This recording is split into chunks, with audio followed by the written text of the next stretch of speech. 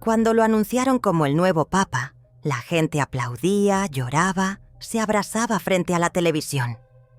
Yo solo cerré los ojos, porque antes de que llevara blanco, antes de que hablara desde balcones y bendijera multitudes, Jorge era el niño con quien compartí mi primer secreto. Me llamo Clara, tengo 71 años y crecí en Flores, Buenos Aires, entre veredas rotas, misa de domingo y una casa donde el silencio dolía más que los gritos. Jorge vivía a 2 cuadras. Era flaco, moreno, de risa tímida. Nos conhecemos jogando bolita na calçada. Ele sempre deixava eu ganhar.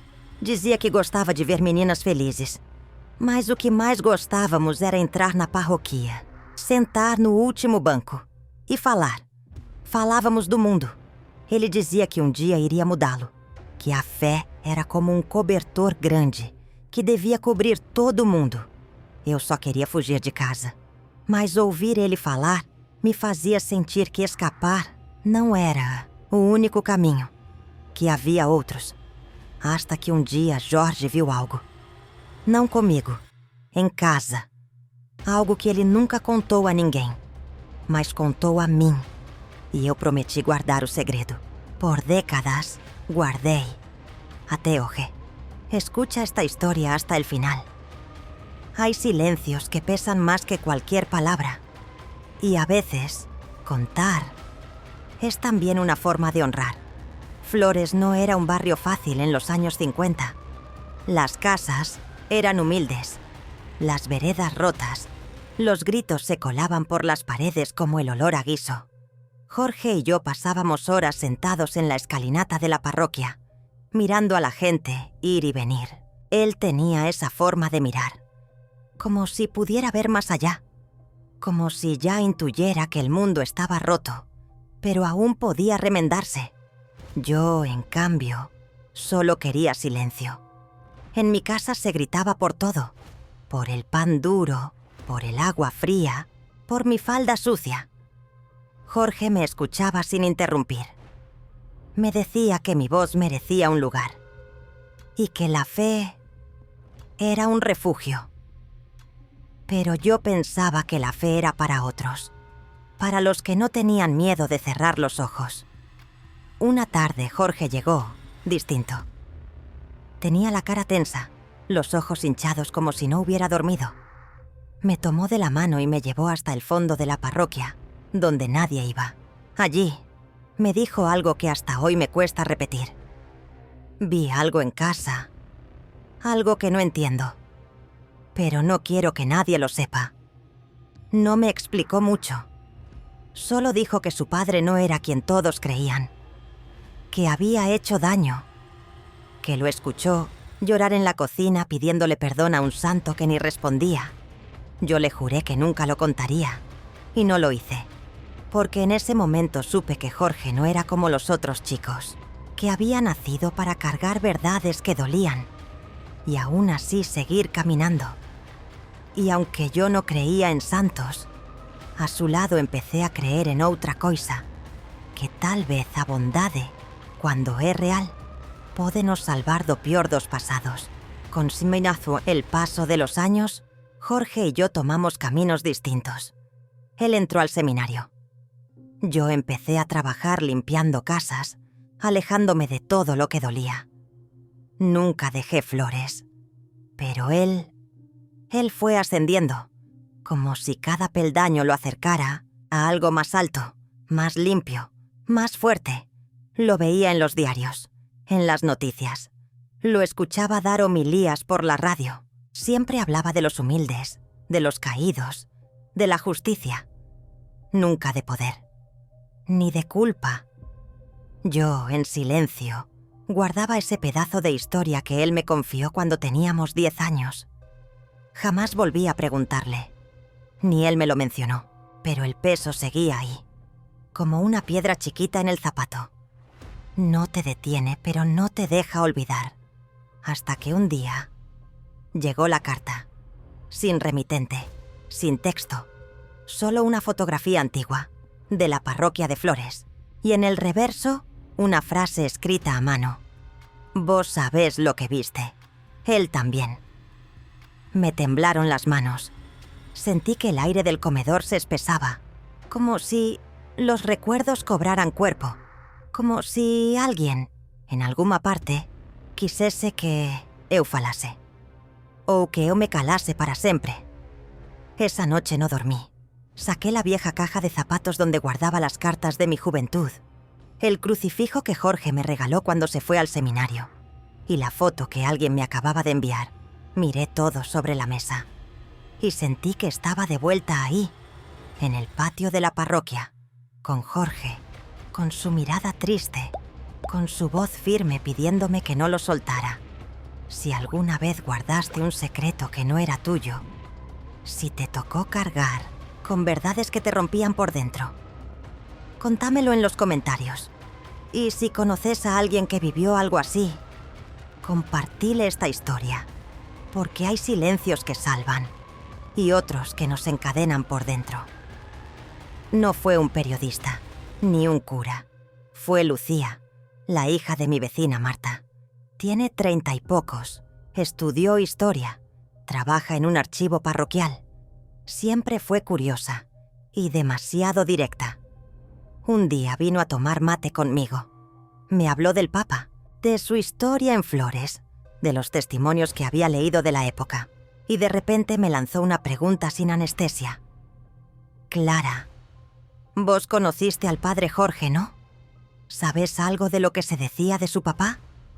Me atraganté con el sorbo. No supe qué cara puse, pero Lucía frunció el ceño. Es que algunas cosas no cierran, siguió. Hay registros de violencia doméstica nunca denunciados, nombres borrados, testigos que desaparecieron de los papeles. Es raro. ¿Vos nunca viste nada? Me quedé en silencio largo rato, y cuando por fin hablé, solo dije: lo que uno ve de chico, no siempre sabe cómo contarlo. Lucía me miró como si supiera, como si mi pausa fuera una confesión. Si sabes algo, deberías escribirlo, no para ensuciar, para entender. Cuando se fue, volví a quedar sola con la caja sobre la mesa, la foto, el crucifijo, el secreto y una duda que me empezó a carcomer por dentro. ¿Seguí callando por lealtad o por miedo? Pero también pensaba en él, en Jorge, en el hombre que seguía predicando bondad sin escándalos, con los pies en la tierra y la mirada limpia, y algo en mí se resistía a convertir esa historia en un escándalo. Porque a veces la verdad no necesita gritos, solo actos. Y él, desde que lo conozco, siempre eligió el bien. Esa noche me senté sola en la cocina, con el crucifijo de Jorge entre las manos. Lo había guardado por años, casi olvidado, como si al enterrarlo pudiera también apagar los recuerdos. Pero ese pedacito de madera gastada me hablaba. Volví a pensar en nuestra infancia, en los días que compartimos, y sobre todo, en cómo él cargaba con las cosas que no decía. Jorge nunca habló mal de su padre, jamás. Pero cada vez que salíamos de la parroquia, se detenía frente a la imagen de San José. Lo miraba fijo y rezaba bajito. Un día le pregunté por qué. Porque quiero aprender a ser otro tipo de hombre. Esa frase quedó flotando en mi memoria por años. Y ahora entendía. Él había visto el mal. Lo había sentido de cerca. Pero nunca dejó que eso lo definiera. No repitió lo que vivió. No usó el dolor como excusa. Lo transformó en servicio, en compasión, en humildad. Y yo, que guardé ese secreto como un peso, empecé a verlo ahora como un lazo, como un testigo silencioso de todo lo que él eligió no ser. La Iglesia no lo hizo santo. Fue él quien decidió vivir con los pies en la tierra y el corazón en los otros. Y eso no se finge. Hace unos días me llamaron de un canal de televisión. Querían hacer un programa especial sobre la infancia del Papa. Me dijeron que buscaban voces auténticas, Personas que lo hubieran conocido antes de que fuera Francisco, que necesitaban una mirada más humana, más real. Les pregunté qué querían saber exactamente. El periodista bajó la voz. Hay rumores, cosas del pasado de su familia. Queremos saber si hay algo turbio, algo que se haya escondido. Colgué el teléfono. Me quedé sentada largo rato frente a la ventana, mirando el cielo gris sobre Buenos Aires. Sentí rabia. No por mí, por él. Por ese chico que rezaba en silencio frente a San José y nunca levantó la voz ni siquiera para defenderse. No entendían nada. No sabían que Jorge no escapó de su historia. La redimió, que no ocultó lo que vivió. Lo convirtió en otra cosa, en ternura, en servicio, en palabras que sanan. Y yo, que estuve a punto de romper ese silencio, ahora entendía que el silencio también puede ser escudo. No para encubrir, sino para proteger lo que sí vale la pena conservar. Esa noche abrí la Biblia que Jorge me regaló cuando se fue al seminario.